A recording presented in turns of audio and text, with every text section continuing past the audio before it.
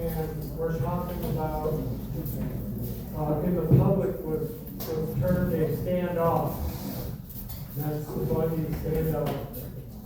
And it was a stand up for rights, but these things have to be spun in the public in order to continue the narrative and to continue the perception of authority. We have Ron Mahleur with us. I'm going to sit this one. Who was an author and worked with the family and others close to the event, and wrote a tremendous series of books about that on all first-hand accounts.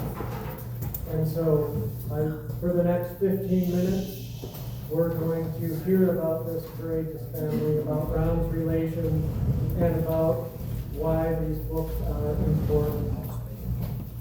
Okay, Ron.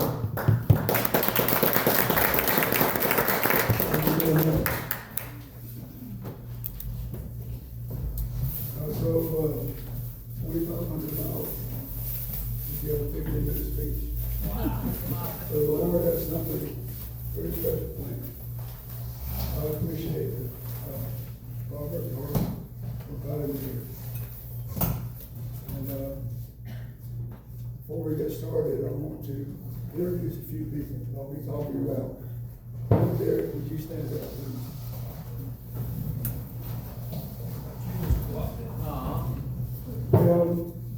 This young lady here drove from Rexburg, Idaho. That's just important me. I appreciate that so much. She's been my biggest fan, my biggest critic. And I love working with her. Thank you, Pam. And she has passed out these little cards. And if you want to know more about my book series, write down your email address, your phone number, and I will put you on my list. And the book comes out. I was hoping the book would be published by the time I got here, but it's going to be a few weeks yet. You know, I've had, of course, I've had issues with G.K. Mangleson in the back here. G.K. is a good friend of mine, and I'm going to talk more about G.K. later on. And Vincent Easley, he is a good friend that grew up with me from Arkansas, from Florida. And he does my social media, and been a big supporter. Shauna Cox, you know her, we were together at Mahleur. And the third book is about Mahleur. And I've had four court surgeries. And each time it's gotten worse. And I told my wife, I said, they want me to have another surgery. And immediately she spoke up and said, I told her, I said, if I have another surgery, I'm not going to be able to talk at all. So immediately she said, really, you should have that surgery. So I don't know. At least I can still talk. I call you my fellow patriots because it's what you are.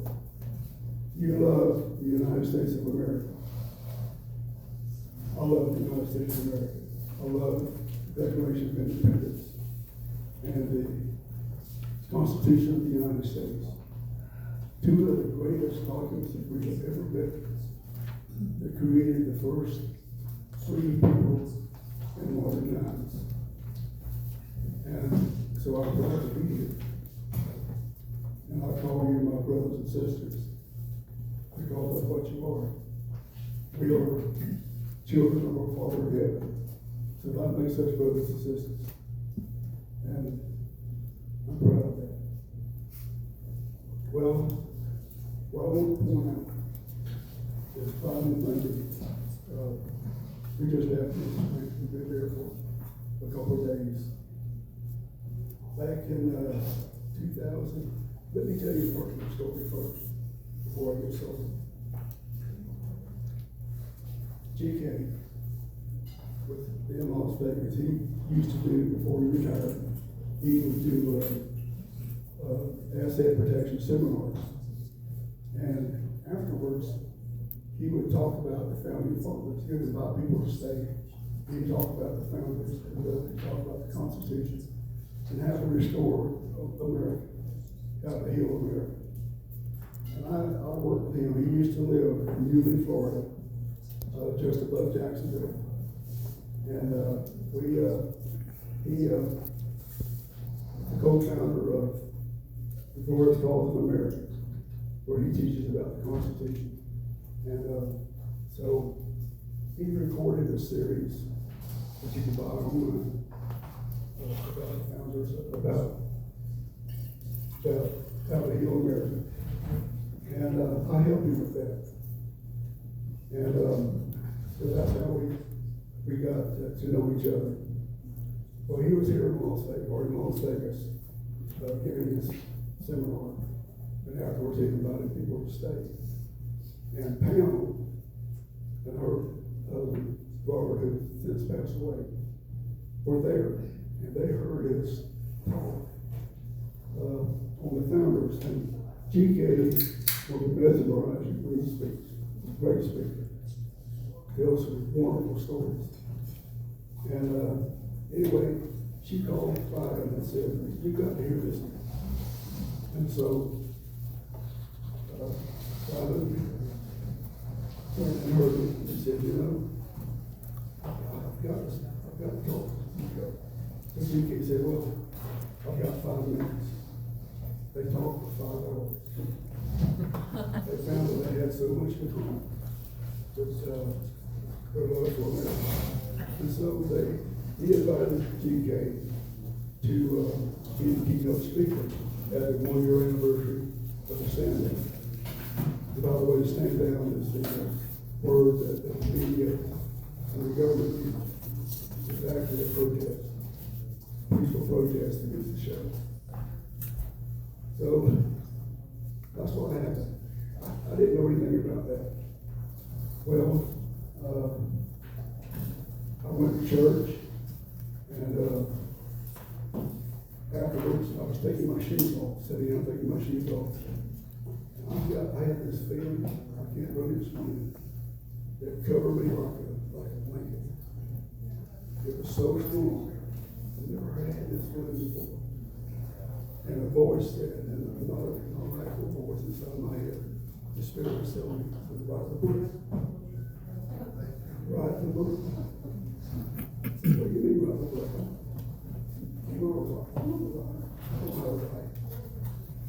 And I said, write the book. So it was so strong that I called GK and told him. He said, well, guess what? He told me about it. And he invited me. He said, I'd like to get you an invitation. And so he did, and we flew out. And that's the first time I met him. And he feels skeptical. So many people trying to get close to it, trying to make money off of it, and so forth. So he was keen on the idea. And so I met him and Brian. And Hammond agreed to do an interview every Tuesday. Over the phone, and I was transcribed. Here's the thing. I did not know how to write. I'd written 2 books that I self-published, and they were terrible. They were awful. And, I mean, it was, you can tell I didn't know how to write. And writing nonfiction, you have to follow a certain rule called the Chicago Minnesota Law. They didn't know anything about that. Well, anyway, because I feel like the Lord had told me to do this, I'm going to do it. That's all there is to it. So anyway, I talked with them every week for several weeks. In fact, until we went into the refuge. And but one day Clyde called me. I was still working at the time. I was an engineer. And he called me and said, you know, I want you to write the book. I want you to tell the true story of what really happened. And so I said, I'll do it. And I sat down and I tried to write. I couldn't do it. No matter what, I could just write a few words. nothing would come. And then the Lord told me, said that you're not prepared. You can't ride because you're not prepared. And so, for 8 months, I collected information online. I went out and I interviewed ranchers out west. And I just collected all kinds of boxes of information. And then I discovered that what I was supposed to write about is not what I'm supposed to write about. It's not about standing. That's only one part of it. What I was supposed to write about was the Bundys and who they really are, and what gave them the courage to do what they did. I always wondered that, when I was watching it on TV, watching it all unfold. I said, what kind of man would stand against a government that could destroy him in just a few minutes? Why? Would he take a chance on being sent to prison or being killed? Well, I found that out. This book is not just about the stand, it's about listening to that still small voice of the Spirit. It's about receiving, it's about prayer, it's about fasting. And then when you get the answer to that prayer, it's about acting on it. Whatever the Lord tells you to do, then you have His permission that it's okay. You know it's going to turn out right. It may not be easy, but you know it will be okay because the Lord is behind you. And this is the kind of man that Father Bundy is. Now, you may not know, but he was going to give that land, his ranch, to the LDS church. They were hunting land, so they could farm, so forth. They came to him for advice, and he was having all kinds of problems. He was young, his family was young, and he was real discouraged. His wife had left him, and left him with the way of 7 children, plus an adopted, or not really an adopted, but took him in and raised him. And he was real discouraged. And so he was down on the riverbank, fighting the river, and trying to avoid whatever it was that he was trying to do in the woods. And here comes the state president, which is the leader of his area, and some other gentlemen was coats and ties, and they were not general authorities, but they were high up in the church in Salt Lake City. And they asked me, he said, why, you have any advice for us on property and land we can purchase? He said, you can have mine. You can have it. Immediately, the state president, his local leader, stepped out in front and said, I forbid you to do that. He said, you're to keep this land. Raise your family here. And this place will be a place of refuge for many. He was over $13 million for that land. He turned it down because he felt the Lord had told him to stay there. How many of us would do that? Well, later on, he was offered $16 million. Wow. He's still there. That's the kind of man that Father Bundy is, and that's the way his family is. You're not right, Sean? That's right. Yeah. So I talk about his early life. He has had many ups and downs. He's become a very wealthy man, and he's lost it all. And I tell about all that, and all the ups and downs in his life. And not only that, but I'll tell about how the federal government came to own 47% of the land of the United States, 85% of the land in Nevada. And I tell why Father Bundy was right why everybody else is wrong. I go into great detail, Supreme Court cases and treaties, enabling acts, and so forth to prove his point. And I go by the Constitution of the United States, and which is what you're doing here. And so that's what the book is about. And the book is about the Bundy family's hard stand, volume 1, A Family of Courage. And volume 2 is about the trial, which I was there for 2 months. And I was like watching a movie. I tell you what, I know why now high profile trials last so long. Because there's so many, they file motions and then they spend days on those motions and the judge makes a ruling and so forth, and they keep filing back and forth, the defense and the prosecution. And but I witnessed many miracles during that trial. And there were many miracles during the stand down, which I tell about. There's something that happened to Clyde that probably saved his life.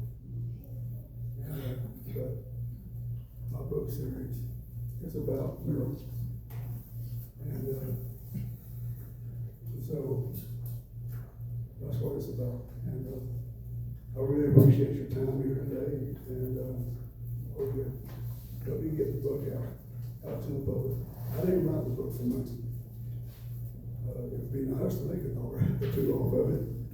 But I didn't write the book for money. I spent 11 years researching and writing this series.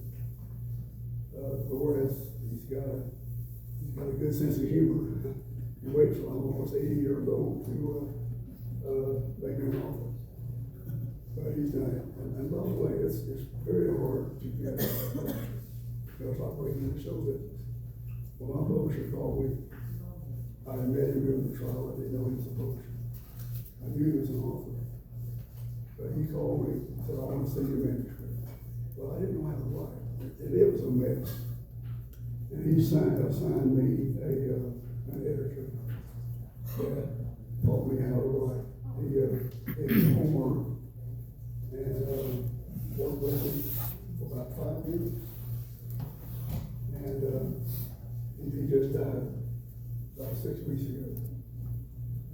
But anyway, the Lord has always put somebody in my life around the hill. Pam, GK, and Shauna, who got me a lot. Vincent, every time I meet somebody, every time, the Lord has put them there for me. And I think He'll continue to do that. Thank you very much.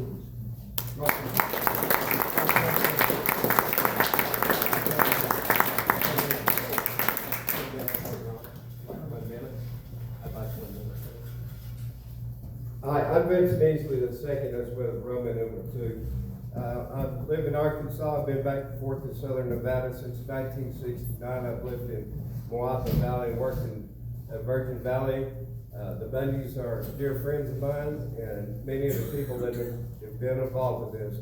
And for those on Facebook, I'd like to invite you to follow the page that I manage for both Mike Stickler.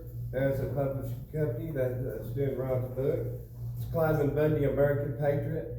Ron's page is the Bundy Ranch protest and Mahleur wildlife, or the Mahleur Refuge occupation. So I'm very honored to be a part of this, and I minister those pages. And you can also follow me on reallibertymedia.com. Thank you all.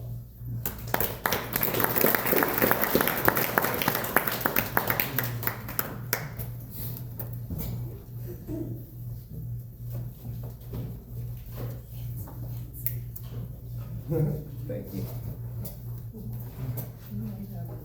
Thanks, son. Yes. Which one is better? I don't have my glasses. Is it the middle one? Uh-huh.